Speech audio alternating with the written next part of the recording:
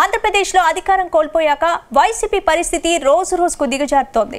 YCP అధినేత YS Jagan జనంలోకి వెళ్తున్నా ఆ పార్టీకి చెందిన నేతలు కలిసి రావడం లేదా?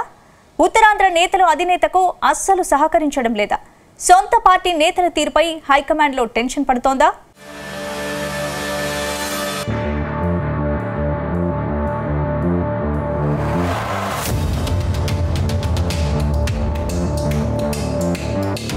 ఆంధ్రప్రదేశ్లో వైసీపీని వరుస దెబ్బలు కోలుకోకుండా చేస్తున్నాయి. ఇప్పటికే చాలామంది లీడర్లు ఫ్యాన్ పార్టీకి గుడ్ బై చెప్పారు. చాలా నియోజకవర్గాల్లో పార్టీని ముందుండి నడిపే లీడర్ లేకుండా పోయారు. ఈ సమయంలో పార్టీని బతికించుకునేందుకు జనంలోకి వచ్చిన వైఎస్ జగన్కు సొంత పార్టీ నేతలే సహకరించడం లేదన్న టాక్ వినిపిస్తోంది. ముఖ్యంగా ఉత్తరాంధ్ర ప్రాంతానికి చెందిన కొందరు సీనియర్ నేతలు అధినేతతో అంటీ ముట్టనట్టు వ్యవహరిస్తున్నారు. ఇటీవల కూటమి సర్కార్ తీరును ఎండగడుతూ పార్టీ అధినేత స్వయంగా జనంలోకి వచ్చిన కొందరు నేతలు గడప దాటి బయటకు రాకపోవడం చర్చనీయాంశమవుతోంది.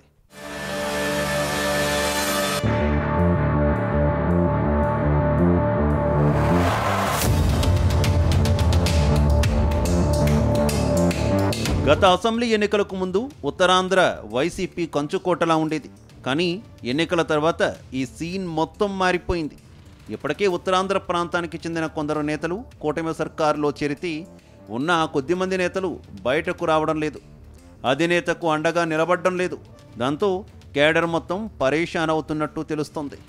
ఇప్పుడు వైసీపీలో కొనసాగుతున్న వారిలో చాలామంది సీనియర్ నేతలు ఉన్నారు. వారు పార్టీకి తగిన విధంగా సహకరించట్లేదన్న మాట వినిపిస్తోంది. ఉప ముఖ్యమంత్రులు, స్పీకర్లు, ముఖ్యమైన శాఖల మంత్రులుగా సేవలందించిన వారు ప్రస్తుతం మౌనంగా ఉంటున్నారు. అటు పార్టీ కార్యక్రమాలకు సైతం దూరంగా ఉంటున్నారు. ముఖ్యంగా పొలిటికల్ అఫైర్స్ కమిటీ సభ్యులుగా ఉన్న సీనియర్ నాయకులు కూడా సైలెంట్ కావడం హాట్ టాపిక్ అవుతోంది.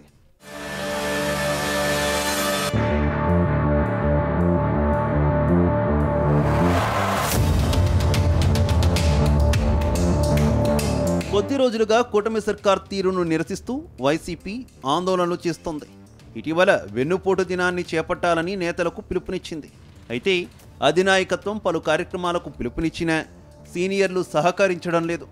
ముఖ్యంగా శ్రీకాకుళం జిల్లాలో మాజీ మంత్రులు ధర్మాన ప్రసాదరావు, మాజీ స్పీకర్ తమ్మినేని సీతారాం లాంటి నేతలు సైలెంట్గా ఉంటున్నారు. ధర్మాన ప్రసాదరావు కొడుకు మనోహర్ నాయుడుకి వారసత్వం కోసం ప్రయత్నిస్తున్నారని, అందుకే పార్టీ కార్యక్రమాలకు దూరంగా ఉంటున్నారని అంటున్నారు.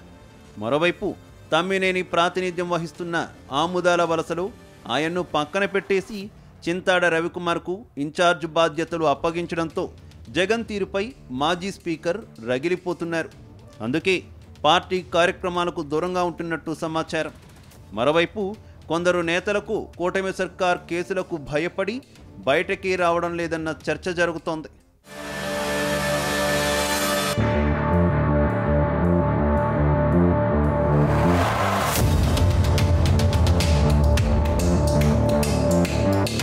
ఇక విశాఖపట్నం, విజయనగరం జిల్లాల్లోనే సీనియర్ నేతలు హైకమాండ్పై తీవ్ర అసంతృప్తితో ఉన్నారు. అటు విజయవాడ, గుంటూరు ప్రాంతాల్లో జగన్పై తొలి నుంచే వ్యతిరేకత కనిపిస్తోంది. 3 రాజధానుల పేరిట ఆయన తీసుకున్న నిర్ణయంతో జనం వైసీపీకి శత్రువులా చూస్తున్నారు. ఇప్పుడు ఈ 2 జిల్లాల్లో అంబటి రాంబాబు, విడుదల రజనీ లాంటి నేతలు యాక్టివ్గా ఉండడంతో పార్టీకి కాస్త ఉపశమనం లభిస్తోంది. మరోవైపు రాయలసీమలోనూ వైసీపీ పరిస్థితి కాస్త పర్వాలేదు అన్నట్టుగా కనిపిస్తోంది. ఈ 4 జిల్లాల నేతలు చాలా యాక్టివ్గా ఉన్నారు. ప్రభుత్వానికి వ్యతిరేకంగా జగన్ పిలుపునిస్తే చాలు వెంటనే ఆందోళనలకు దిగుతున్నారు. ఇది వైసీపీకి కలిసి వచ్చే అంశంగా చెబుతున్నారు. కానీ మిగతా జిల్లాల్లోనే నేతల తీరు హైకమాండ్కు అర్థం కావడం లేదు.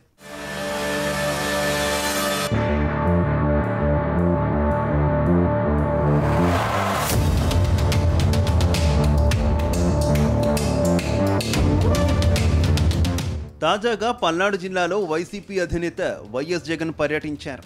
ఆయన పర్యటనకు కొందరు నేతలు దూరంగా ఉన్నారనే టాక్ ఉంది.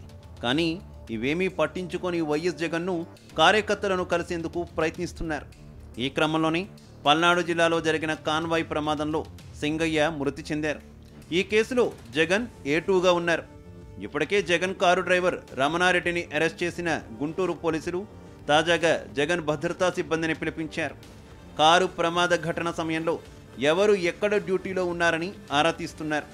ఈ నేపథ్యంలో జగన్ను కూడా విచారణకు పిలిపించే అవకాశాలు కనిపిస్తున్నాయి. ఒకవేళ ఈ కేసులో జగన్ను విచారణకు పిలిస్తే మరి ఈ సీనియర్ నేతలు దిగి వస్తారా, లేక తమకేమీ పట్టనట్టుగానే వ్యవహరిస్తారా అనే చర్చ జరుగుతోంది. ఇది జరిగితే మాత్రం ఉత్తరాంధ్రపై వైసీపీ ఆశలు వదులుకోవాల్సిందే. ఏది ఏమైనా నేతలు జగన్కు దూరమైన కింది స్థాయి కేడర్ మాత్రం జగన్ వెంటే ఉంటారని మరికొందరు నేతలు చెబుతున్నారు. చూడాలి మరి త్వరలో ఏం జరగనుందో.